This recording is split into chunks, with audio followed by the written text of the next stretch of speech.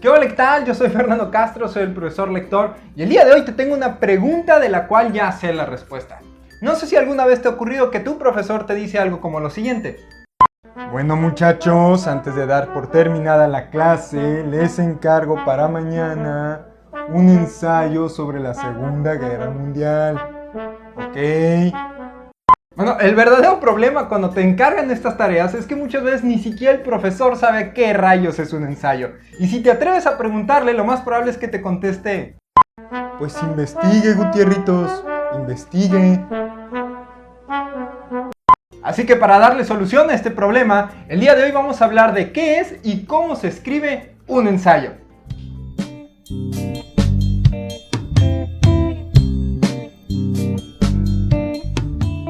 Y antes de que quieras todo emocionado empezar a escribir tu ensayo, tenemos que dejar bien en claro qué es.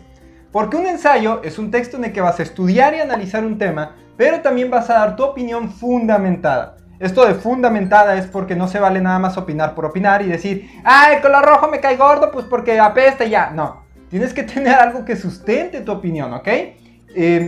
Además, los ensayos suelen ser textos breves, textos de un par de páginas a lo mucho. Sin embargo, en la literatura universal es común encontrar ensayos largos, como por ejemplo El laberinto de la soledad de Octavio Paz, que es uno de los ensayos más célebres en la literatura mexicana.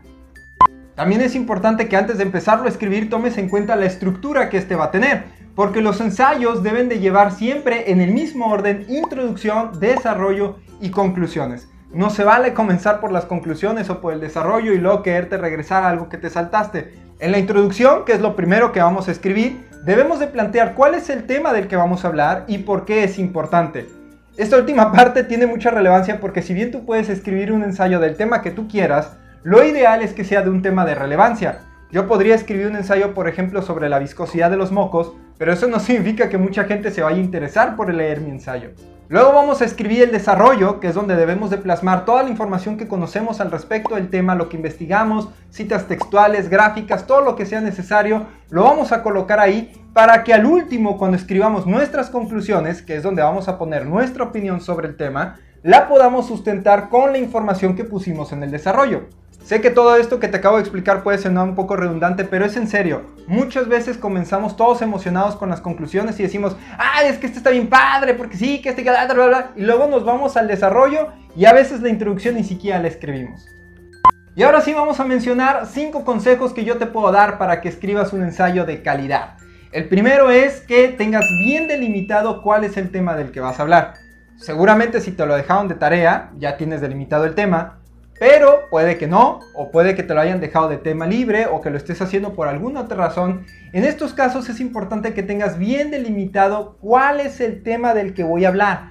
¿Por qué? Porque muchas veces queremos abarcar temas generales de los cuales nunca terminamos de hablar. Por ejemplo, si yo quisiera escribir un ensayo sobre política, hay infinidad de cosas que yo puedo decir sobre política y jamás terminaría de abarcarlas todas. Debería de enfocarme, en todo caso, en decir: bueno, voy a hacer un ensayo sobre política mexicana del siglo XXI.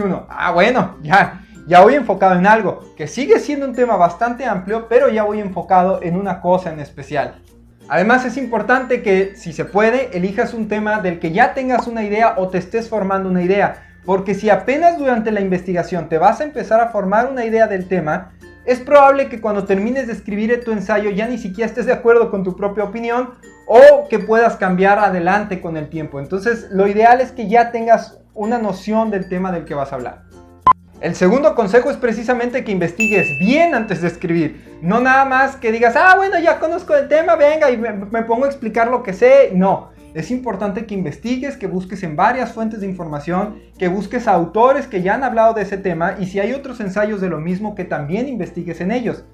Este segundo consejo va de la mano con el tercero, que es el hecho de que debes de agregar citas de otros autores en tu ensayo. Esto no tiene la finalidad de ganar espacio y decir: bueno, pues ya maté 5 renglones con la opinión de fulanito. No. Esto es porque le va a dar fuerza y fundamento a tus opiniones el hecho de que las acompañes con otros autores expertos en el tema o más conocedores que uno que opinen igual que tú. No todos podemos ser expertos en todo, pero sí podemos autocomplementar nuestra información y nuestras opiniones mutuamente. Si encuentras autores que opinen igual que tú y que fundamenten tu opinión, adelante, úsalos. Es un recurso que te va a servir mucho.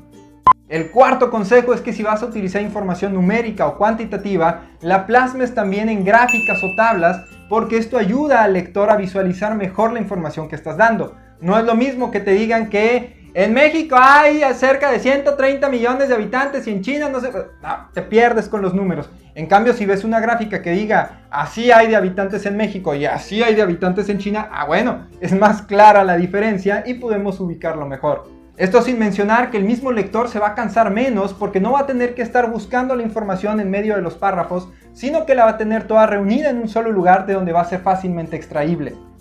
El quinto y último consejo que te puedo dar es que tengas bien clara la diferencia entre datos y opiniones. Esto puede sonar elemental, pero es importantísimo. Recordemos que los datos son información concreta, hechos inamovibles, que ahí están y no dependen de lo que tú crees o de lo que tú piensas. Ahí está y así es. La opinión es precisamente lo que tú crees y ahí sí es tu idea, lo que tú piensas al respecto de un tema. Por poner un ejemplo, cuando todavía se discutía sobre si la Tierra era redonda o si era plana, que hasta el día de hoy se sigue discutiendo, no sé por qué, ambas ideas eran solo opiniones, porque nadie tenía un dato que sustentara esa idea. Sin embargo, cuando se realizaron los viajes de Cristóbal Colón y algunos posteriores, se demostró que la Tierra era redonda y por lo tanto ahora esos datos sirven para sustentar una opinión que es verdadera. Eso es justo lo que buscamos en un ensayo. A eso lo llamamos argumentar, sustentar tu opinión en datos verídicos. Así que cuando busques información para tu ensayo, tienes que asegurarte bien de que estés buscando datos e información fidedigna y no nada más simples opiniones de personas por ahí. Bueno, eso es todo por mi parte el día de hoy. Si todavía tienes alguna duda, alguna queja o algún lo que sea, puedes expresármelo en los comentarios con un like, un dislike, un mensaje, lo que tú gustes. Estamos aquí precisamente para ayudarnos. Así que Dios te bendiga mucho, te mando un fuerte abrazo y nos estamos viendo próximamente.